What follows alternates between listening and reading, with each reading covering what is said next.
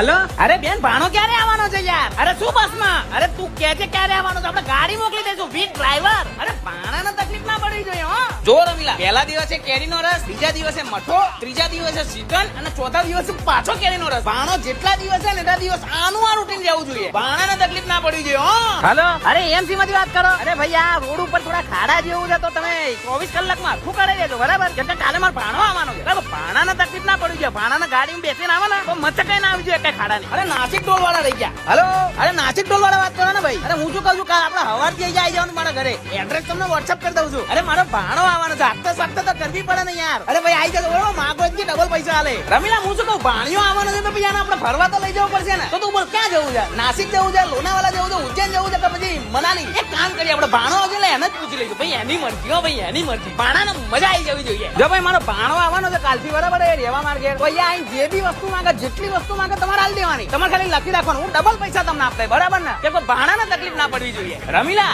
આલે પૈસા. જો ભાણો માંગે ને તમે ફોન નહીં કરવાનો, સારું ના લાગે. શું ફોન કરીએ તો આપણે માંગે એટલે સીધા આપી દેવાના, જેટલા માંગે એટલા આપી દેવાના. આ પતી જાય તો મને કહેજે બરાબર, બાકી ભાણાને તકલીફ ના પડવી જોઈએ. નાસ્તા આવી ગયા બધા, કોલ્ડ ડ્રિંક અને હા જો ફ્રીઝર છે ને આખું આઈસ્ક્રીમ થી પણ નાખજે, અલગ અલગ વેરાયટી ની.